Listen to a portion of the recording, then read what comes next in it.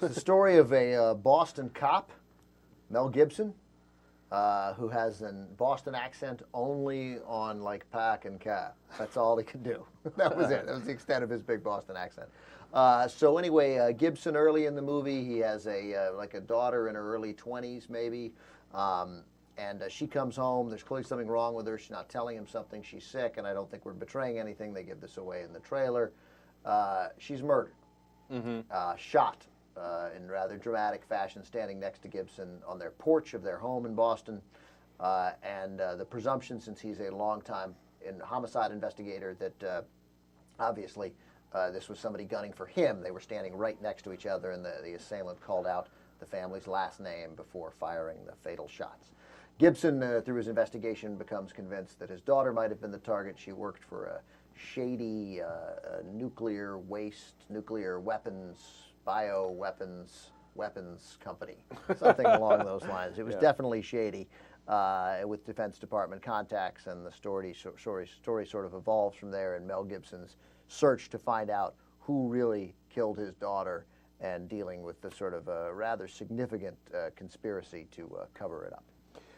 I expected a kind of a Steven Seagal-like movie, or at least Taken, you know? I thought that it wasn't quite badass enough. And I didn't mind it. I actually kind of liked the movie. It is what it is. You know what you're going to get with it. The guy's going to get pissed. He's going to go seek vengeance. Do you guys think he kicked enough ass or no? There wasn't a lot of ass kicking, and I think part of it is he's a little past the ass kicking age, right? But although there were glimpses of that, he starts throwing her ex-boyfriend around or her boyfriend around. There was that requisite. I did kind of buy that, okay, here's a guy who's in his late 50s, early 60s, probably towards the end of retirement, and can get worked up enough to kick some ass if he needs to. But he's just this, I really bought that he was this detective trying to get to the bottom of something, and it's not an action movie. I think that Matt is right. I think that, I like saying that. I think Matt's right and you're wrong. I like when you say that too. Again. No, because I don't think the point was ass kicking, yet I loved the bit of ass kicking that we got, because it was beating up the boyfriend, and exasperated beating up the boyfriend, where he's like begging the guy, stop, please stop. And then when the fight's over, he's back in the chair. He's like, oh my God, that fight took so much out of me. And then later he beats up sort of a green guy, one of those liberal do-gooders, right? And he beats up that guy, and as he's beating him up to get information from him, or because he thinks the guy has sort of sold out to the corporations to protect himself, he's beating him up, again, tired, and he says, I'm going to stop, I'm not going to hit you again because my daughter wouldn't want me to do that. Then again, my daughter's not here. And he hits the guy one more time. Right. Like, I liked that kind of ass-kicking.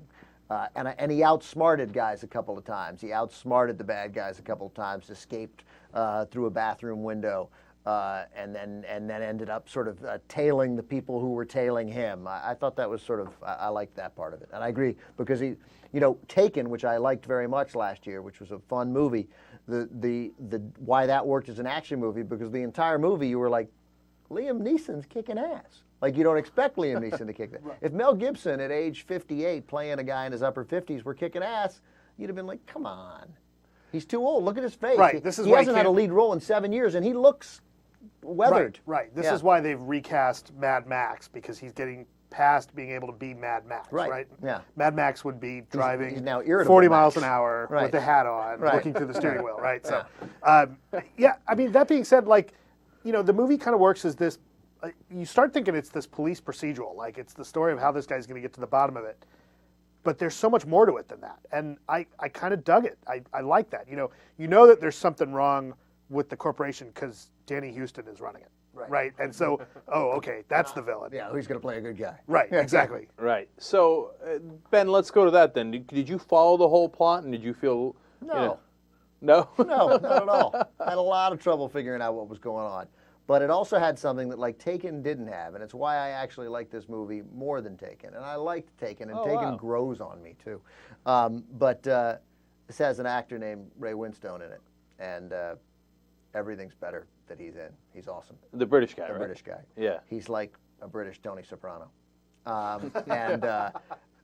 And I didn't know who he worked for. I didn't get it. And then, interestingly, though, at the end of the movie, and a point made in the middle of the movie too, and then made a little over the top at the end, not over the top, but very clearly at the end of the movie is, look, this was confusing, and the whole point is it's so confusing that people can't learn it, and so they just give up. Yeah, that was a very interesting point. Yeah. You know, and it's true, and that's part of the reason that they do it. And then the thing that follows from that is, when people get confused, they go to a person of authority. Right. What did the senators say? Right. What did the big corporations say? Well, that must be right. Right. How can we spin this? Right. What can the story be? George W. Bush say? Right. Right. But I mean, that's what I was thinking about during it too. Is that things get so confusing. They deliberately make it confusing. I mean, it's partly the strategy used about evolution and used about global warming and used by the tobacco companies. Which is that you make it so complicated that people are like, I don't know what's going on. Although, to that point, I do think that it made some really interesting. It to me makes the end of the movie, the way the movie ends, and just the whole throughput of the movie. They start saying that, okay, you can't ever solve this. You can't get to the bottom of this. We're obfuscating. We're going to make this all really just too obscure. Okay, so we'll just kill all the people involved. Like, it becomes this. It's like this anti-corporate revenge fantasy. Yeah, right. In some way, and it's interesting because that's a theme that we're seeing in movies. No, Avatar, so many others. Well, and especially the thing that and not that this gives too much away, because you know that they're making weapons, right? They tip their hand very early that this corporation is making weapons, and one of the things they mention is that we're making dirty bomb parts that could look like it comes from a jihad, and I thought that's dangerously close to the 9/11 being an inside job theory, and I thought, is that what these guys are really trying to say here? I think that is what they're trying to say, and I followed the plot all along, and it was you had to concentrate, right? And I don't think it was inconsistent, so that's good too, right? But in the end, I think that is exactly what they were insinuating.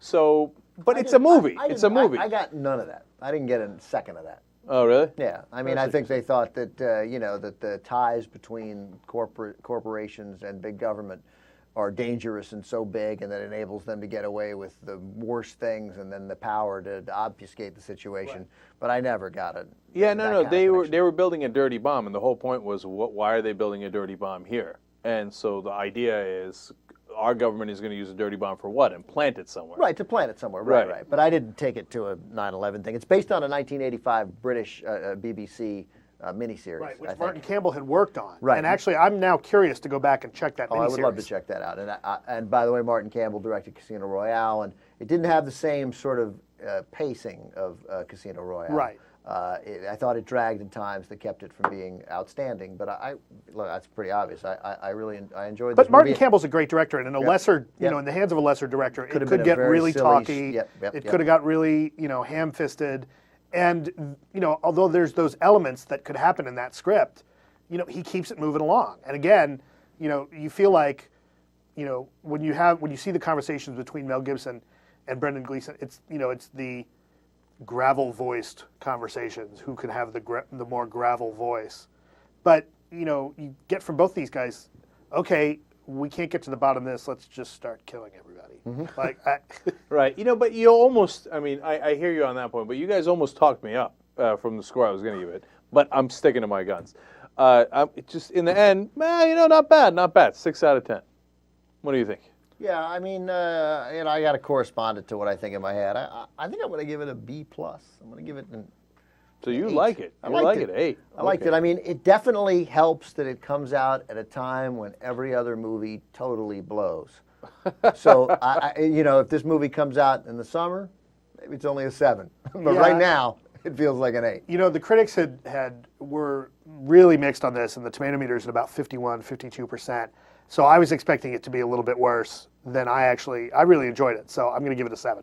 Okay. Be right between you guys. 7's probably a little closer. I might go 7.5. I'm going to bring it down. I can calm myself down. But it's a good movie, and it's a fun movie. It feels like it was made in 1987.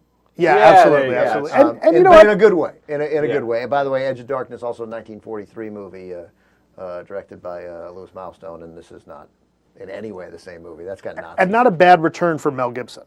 You know, he could have done something much, much worse. And he didn't yell at any Jews or call anyone sugar tits. So that's a win for Mel Gibson. But in the promotion of the film, he has essentially decked a couple of reporters.